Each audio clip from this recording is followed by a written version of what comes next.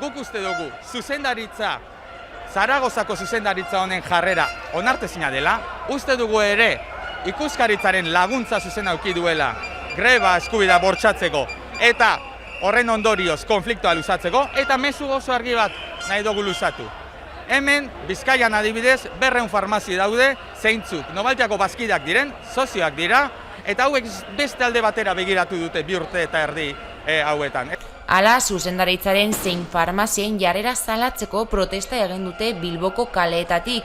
Bien bitartean, enpresa askotako beharginek lanuzteak egiten dituzte eta arrazoi ezberdinengatik burutu arren, arazoa berdina dela berritzi dute Nobaltiako langileek. Gauzak horrela, gaurko manifestazioan hainbat enpresetako grebalariak bidelagun izan dituztela adierazi du Elako industria arduradunak. Salatu nahi dugulako zuzendaritzaren jarrera, zuzendaritzak edozer egin dezake, grebaren eskubidea bortxatu, garrigez moduko asesoria garestia ordaindu epaiketa guztiak egiteko, edozer gauza egiteko prest daude, gauza bat kenduta, soilik. Negozazio erreal bat, Nobaltiako langileak prekaritatetik irtetzeko. Horrela, grebalariek iragarri dute borrokan jarraituko dutela. 2019an piztu zen langatazka Nobaltian, ordutik 2 bilera bakarrik egin dituzte zuzendaritzak eta enpresa batzordeak batera. Gainera negoziazioak ezer esan gelditu izan dira bietan. Hala, Nobaltiako beharginekia 800 egun bete dituzte greba mugagabean, bada beren egoeraz eta erronkez hitz egiteko Mikel Etxebarria Ela sindikatuko industria arduradunarekin izan da Aiara Durreta kazetarian. Ia 800 egun daramatzate greba mugagabean Nobaltiako langileek, Euskal Herrian indarrean dagoen grebarik luzeena da. Langatazka 2019ko hasieran piztu zen. Zuzendaritzak hitzarmen berriaren negoziazio maila alde bakarrez hautsi zuenean, estatuko hitzarmena aplikatu ahal izateko. Horrela, duela 2 urte grebari ekin zioten Nobaltia botiken banaketa kooperatibako beharginek hitzarmen propioaren alde eta baita soldataren igoera eskatzeko ere. Hala, gaur-gaurkoz langileak kementzu daudela eta haien aldarriei tinko eutziko dietela azaldu dio Mikel Etxebarria Elako industria arduradunak 11 telebistari. Egunerokoa gogorra da, baina kementsuak dira, indartsu daude, eguneroko zentratzen dabiz, bai lan zentroaren aurrean, bai farmaziz berdinen aurrean, eta bai aspaldian lan ikuskaritzaren aurrean. Indarra mantentzen da, konbikzioa ere, eta zentzu horretan, fuerte gaude, gogotsu eta ilusioz gure helburuak lortzeko. Bizkaiko lantaldearen 140 dago greba mugagabean, 20 langile grebalariek zuzendaritzarekin akordioa urrun ikusten dute. Zuzendaritzak enpresa komitearekin ez baitu bildu nahi, eta 2 urte horietan 2 bilera besterik izan dituztelako. Gainera, Elako industria arduradunak aitortu du gatazka honen giltza Nobaltiako bazkide diren Arabako eta Bizkaiko farmaziek dutela. Zuzendaritza ulertu behar da Zaragozakoak direla, bertako mentalitatea dute, baina hemen nire salatu behar dugu Euskal Herriko farmaziak daudela, bazkideak dira Nobaltiakoak, eta gu oso argi daukagu, hauek nahi izango balute, konfliktu hau soluzionatzen da, ziur, eta ari, gu prest gaude hitz egiteko, prest gaude biltzeko. Zuzendaritzak ez du negoziatzeko interesik erakutsi langileen esanetan. Hala ere, ez da beharginek salatu duten gauz bakarra. Izan ere, enpresak lanzari gisa lanuzteak egiten ez dituzten beharginei 300 euro gehiago ordaintzen diela azaldu dute grebalariek. Hori dela eta langileek epaitegira jo zuten, baina Bizkaiko lan ikuskaritzak ontzat eman du zuzendaritzaren jarrera. Gauzak horrela, Elako industria arduradunak ohartarazi du ikuskaritza enpresaren alde ari dela. Eta azkenean, ikuskaritzak egin duena da, enpresaren tesia kopiarripegar bat egin. Guztiz, 100%, eta guk salatzen dituen gauzak. Edo ez ditu ikuskatu, edo guztiz eman dio arrazoia enpresari. Bestalde, irailaren 22an epaiketa izango dute Nobaltiako langileek. Enpresa batzordeak denuntzia jarri baitzion zuzendaritzari beharginak beste lantegi batera bideratu nahi dituelako, eta langileen aburuz hori lehen urratsa izan daiteke beharginak kaleratzeko. Tubacexen kasuan berriz Eusko Jaurlaritzako lan eta enplegu sailak sintesi proposamen bat egin du astelehen honetan lantegien egoera desblokeatzeko eta zuzendaritzak eta enpresa batzordeak hori aztertzeko konpromisoa hartu dute. Urte amaierara arte aurreikusitako lan erregulazioko espedienteari buruzko akordioa lortzeko, batzordeak zuzendaritzari eskatu dio auzitegi gorenean helegiterik ez jartzeko.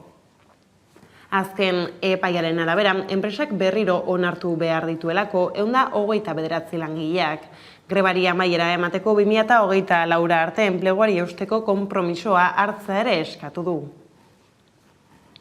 Gasteizen aldiz, merkatuan erdieroaleen hornikuntza faltagatik 3 asteko etenaldia izan ondoren, Mercedes-Benz lantegiak gaur asteartea ekin dio berriro ibilgailuak ekoiztari oraingoz, 4 eguneko produkzioa izango da ostiralera arte. Zuzendaritzak azaldu duenez, astelehenean ekoizpena etenda egon zen, produkzioa arrazoiengatik eta astearte honetan berriro hasi dira 3 txandetan eta sektore guztietan. Lantegiak zuzeneko lana ematen die 5.000 pertsonari eta Euskal Autonomia Erkidegoko enpresarik handiena da. Abuztuaren 30ean jarduna gelditu behar izan zuen erdieroaleen faltagatik. Nola ez, Donostiako zinemaldiari heldu behar diogu orain izan ere Euskal Zinemaren galan estreinatuko du Asier Altunak Ondalea Abismo Marino dokumentala. Cristina Iglesias artistak Santa Clara uhartean ondutako instalazioaren prozesua bildu du Altunak zintan. Artelanak berak polemika eragin du eta alabek eraikuntzan irregulartasunak izan zirela salatu ostean, fiskaltzak kasua artxibatu du aste honetan. Ondalea Abismo Marino dokumentala aurkeztuko du Asier Altuna zuzendariak zinemaldian. Euskal Zinemaren galan estreinatuko du bergararrak Cristina Iglesias artistak Donostiako Santa Clara uhartean egindako arte instalazioaren prozesua erakusten duen lana. Ekainean ireki zuen Donostiako udalak instalazioa uharteko itsasargiaren eraikinean. Proiektua hasi eta bukatu bitartean, kamerarekin jarraitu du Altunak prozesu osoa. Udalak berak eta Iglesiasen lantaldeak eskatuta. Hala Santa Claran egindako lana zein bulegokoa filmatzen eman zituzten hilabeteak handik zer aterako zen jakin gabe. Prozesua ikusi eta materiala bilduta muntailan eman dute denbora gehien. Altunak berak berriari azaldu dionez, eta fase horretan hartu zituen lantaldeak erabakietako asko. Nabarmendu du ez zutela lan tekniko edo didaktiko bat egin nahi, baizik eta zerbait iradokitzaileago. Zuzendariak onartu du soinuarekin gozatu duela gehien prozesu horretan.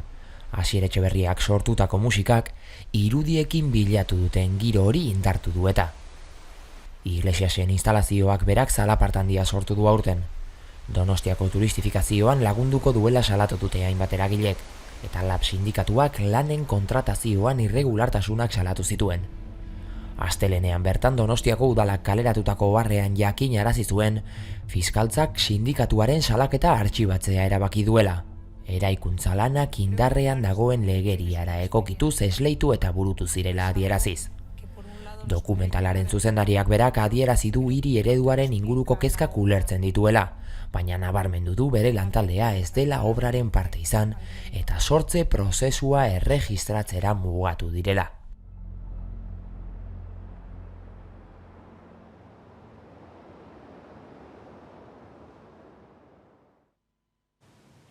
Bada eguerdiko magazinean, Mariano Fernandez Ondalea filmaren ekoizlarekin hitz egiteko aukera izan dugu eta estreinaldiari begirako sentsazioez aritu da Txintxua Films ekoiztetxeko kidea.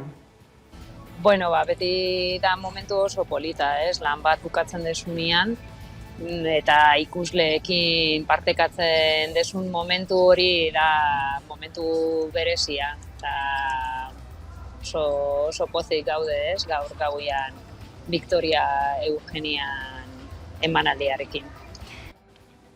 Ondalea ala Euskal Zinemagintza izango da zinemaldian gaurko protagonista. Euskal Zinemaren galak jasoko du foku gehien gaur, baina zinemira sailean esaterako Aitor Merinok zuzenduriko fantasia lana aurkeztuko da ere. Etxeko nagusien zahartzea sartzea erretratatu du Parkatu Merinok filmean egindako bidaia ardatz. Egun handia izango du gaur Euskal Zinemak zinemaldian. Gauean ospatuko da Euskal Zinemaren gala Donostiako kursalean, eta bertan estreinatuko da Asier Altunaren ondalea. Asiak dira bertako izarrak ere Donostian distiratzen, mundu zabaleko beste hainbaten artean, eta gaurkoan protagonista izango dira. Gala zarako doa aldiz Euskal Zinemagintzaren presentzia Donostiako jaialdian. Orain arte, Ojemer, Belako Pandemic Tour, Volante baten historia edota No Somos Nada lanak aurkeztu badira besteak beste, aste arte honetan Aitor Merino antzezleak zuzendutako fantasia lana estreinatuko da Zinemira sailean. Bertan emango ditu jaialdiak euskal sortzaileen lan gehienak, eta sailean nagusi diren dokumentaletan beste bat da Merinoren lana. Izen bereko Gurutzontzian guraso eta arrebarekin egindako bidaia du abiapuntu obrak. Oporraldira kamera eraman eta aurretiko asmo zehatzik gabe hasi ziren nebarrebak grabatzen. Bueltan, zerbait interesgarri zutela ikusita, etxeko egunerokoa ere filmatzeari ekin zioten merinotarrek, eta emaitza intimoa bezain unibertsala izan daitekeen lana da. Etxeko nagusien zahartzea erretratatzen duena, semearen begiradatik jorratuta. Así hemos andado toda la vida. Hable. Yo, al final...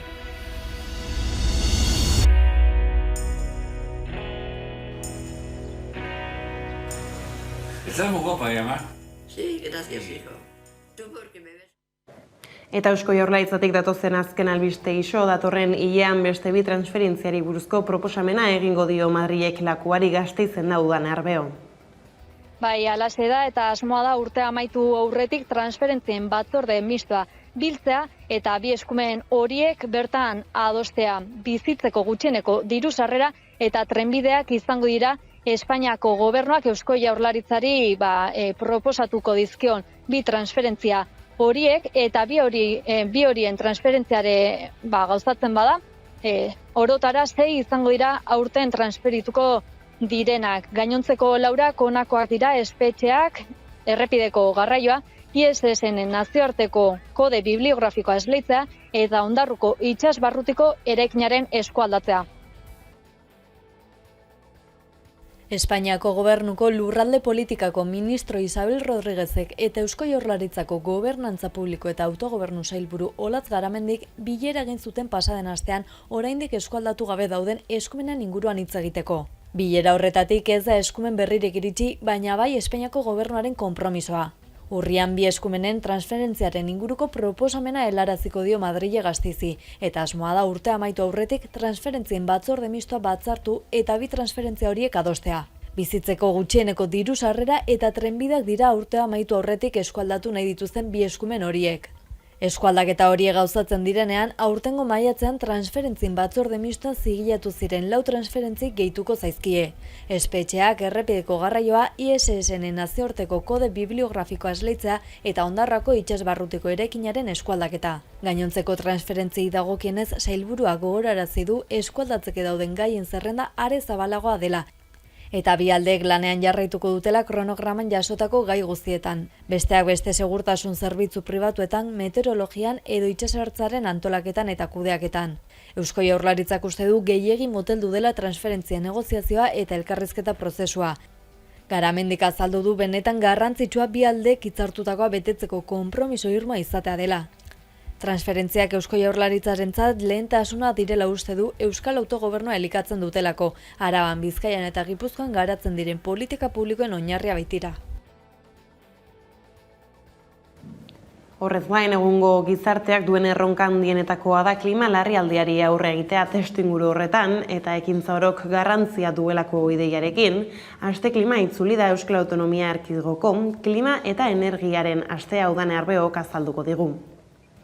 Bai, aurten iraiaren 24tik urriaren 3 bitartean izango da bigarren edizioa, aste klimaren helburu nagusia da herritarrak kontzientziatzea eta mobilizatzea nahitaezko klima eta energia trantsizio horren aurrean eta horretarako 3 lurralde historikoetan ehunka jarduera banatuko dituzte adin guztietako publikoak parte hartu dezan eta konponbidearen parte izan daitezen horiek ere, bestalde energia eta klima trantsizioak bizimoduan aldaketak eragingo dituela ikus eta ikas dezaten. Eta esaterako erakusketak, haur jolasak, ipuinak, tailerrak, antzerkia, zinema eta hitzaldiak eta bisita gidatuak antolatu dituzte tailer eta jardunaldi guzti hauek ikus ditzakezue eta kontsulta ditzakezue EAeko klima eta energiaren asteko jarduera guzti hauek asteklima.eus webgunean.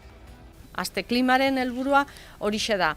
Ekimen guztiek batu, txikienetik hasi eta handienara iritsi bitartean, eta txikienetikan fijatuko gea, begiratuko diogu aste honetan, ze norberaren eraginak baita ere behar ditugu guzti honei aurre egiteko eta iraltza hau aurrera eramateko. Osterako COVID-19 helduta datuek hoberantz egiten jarraitzen dute, neurriak arindu bitartean, ez da udane? Pandemiaren bilakaerari begiratuta nabarmena izan da beheranzko joera, iazko uztailetik positibo kopururik txikienak atzeman baitituzte Hego Euskal Herrian, bestalde gaur Eusko Jaurlaritzak COVID-19aren biktimen omenezko ekitaldia egin du hemen atzean ikusten duzuen parke honetan. Pandemia hasi zenetik bigarren omenaldia izan da gaurkoa eta Iñigo Urkullu lehendakariare bertan izan da Gasteizko Senperbirens parke honetan. Azken datu ofizialen arabera 4.875 herritar hil dira COVID-19aren ondorioz Araba, Bizkaia eta Gipuzkoan. Bestalde koronavirusaren aurkako txertaketari dagokionez, Gipuzkoako, Arabako eta Bizkaiko adinekoen egoitzetan atzo ekin zioten Pfizerren hirugarren dosia jartzari, ostegunean Espainiako Osasun Publikoaren batzordean hala erabaki ostean eta guztira 23.000 egoiliarrek jasoko dute hirugarren dosi hori. Udan erbeok aipatu bezala Eusko Jaurlaritzak omenaldia egin die COVID-19ko biktima guztiei Senperbirens parkean. Ekitaldiaren buru izan da Iñigo Urkullu lehendakaria, bertan senitartekoren bat galdu duten familia guztiei elkartasuna adierazi die, pandemia honetan arlo guztietako profesionalek egindako ahalegina aitortuaz. Pandemia hasi zenetik, 2020ko martxoaren 11-tik, munduan 4,5 milioi pertsona baino gehiago hilda COVID-aren ondorioz. Euskadin 4.700 baino gehiago izan dira. Hau ez da zenbaki huts bat, pertsonak dira, familiak dira. Familia horietako bakoitzak galera propio bat izan du. Sufrimendu handia eta luzea jasan du. Mundu osoa hondatu duen birusaren eraginez. Denak izango ditugu gogoan Senperbirens parke honetan. Era berean Nafarroan gaur hasi dira hirugarren txertoa ematen adinekoen egoitzetan, inokulazioa Lexakako eta Berako, Andramari eta San Jose egoitzetan abiatu dute. Euskal Autonomia Erkidegoak esan bezala atzo ekin zion egoitzetako egoiliarrak dosi gehigarriarekin babestari eta Ipar Euskal Herrian joan den astean. 2016an hasi zen sarean Euskaraz programa eta urten 5. edizioa izango du Nafarroako gobernuak Euskara Bidearen bitartez sustatutako ekimenak gazten artean eta orokorrean herritarrengan euskararen erabilera indartu nahi du sareetan eta ikateetan. Aurten formatu presentziala izango du berriro eta jardunaldi nagusia ostegun honetan izango da Baluarte jauregian. Formatu presentziala berreskuratuko du sarean euskaraz ekimenak. Nafarroako gobernuak Euskara Bidearen bidez antolaturiko jardunaldia Baluarten izango da ostegun honetan eta udazkenean zehar Nafarroako hainbat ikastetxetara helduko da. Foru Erkidegoko 4 gaztetatik bat euskaliztuna da eta bertako hizkuntzaren erabilera haien ohiko jardueran zein aisian sustatzeko sarean euskaraz ekimena antolatu du 5. urtez Nafarroako gobernuak. Pentsatzen dugu, euskarazko esereko balorea da guretzat, ez bakarrik euskaldunentzat, baizik eta erdaldunentzat ere. Eta pentsatzen dugu gazteak onartzen dute euskara eta hizkuntza, hori tresna baliogarria, ez? Sarean euskaraz programa, ez? Antzekoak guretzat oso baliogarria dira. Euskararen garrantzia azpimarraturik, gaurko aurkezpenean Nafarroako gobernuak adierazi du sarean euskaraz bezalako ekimenek erabilera sustatzeko balio dutela. Foru Agintaritzaren Euskara Institutua hizkuntzaren ezagutza eta erabilera sustatzea du helburu, baina ahaztu gabe IKTak direla egunerokotasunaren oinarrizko guneetako bat eta beraz dituzten arriskuez ere hezi behar dela. Euskara bidearen jardueraren xedea da euskararen sustapena egitea. Euskararen erabilerari loturiko bertze kezka bat da, teknologia berrietan, kultura digital honetan ere gure gazteak modu seguruan, modu arduratsuan aritzea. Aurtengo edizioaren formatuan hitzekin, 1200 gazte eta orokorrean herritarrengana heltzea du helburu Nafarroako gobernuak.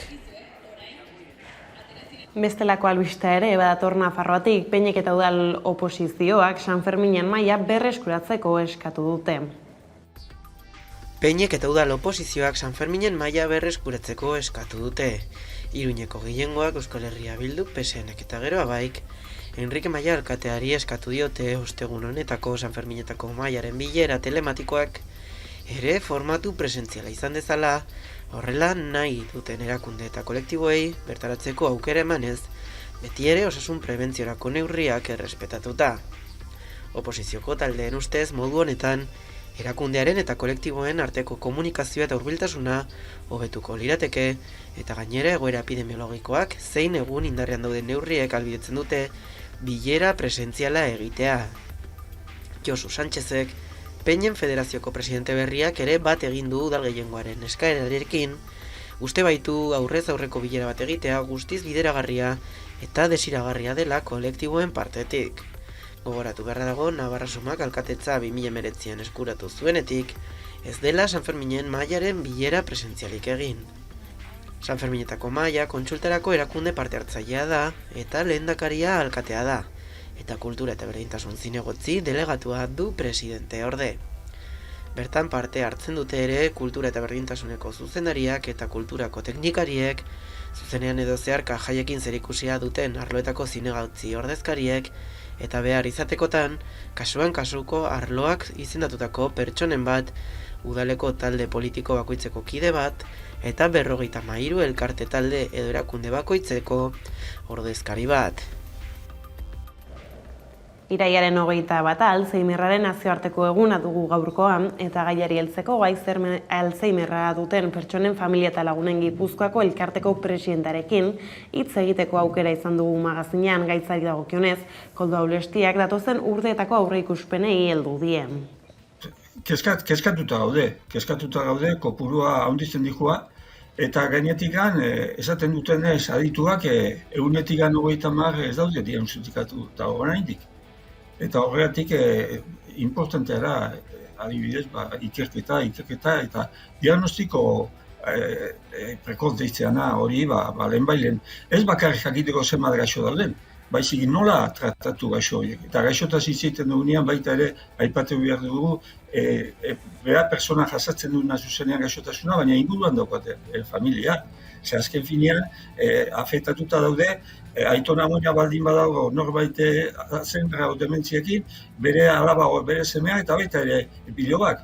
Ikusten dutelako bere amatxok, normalian emakumeak dira jasatzen duten zaintzan ardura hori, bere amatxok ezin dut, eta atenditu behar duen bezala behaiei, bere amonia eta aitona zaindu behar dudako. Bada atzo bertan Euskal Herriko Unibertsitateak eta Zita Alzheimerrek egitun bat sinatu zuten gaitz honen eta narriadura kognitiboaren prebentzioan, hezkuntza, prestakuntza, ikerketa, garapen eta berrikuntza zientifikoa indartzeko. Hitzarmenaren baitan Basque Center for Alzheimer's Prevention zentroa ere sortuko dute.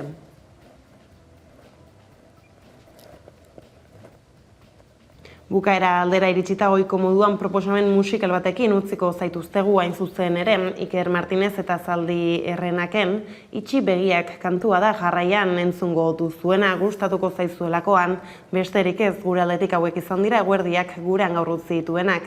Guztiak eta gehiago nahi duzuen aldiro 11.eus atarian ondo izan eta bihar arte.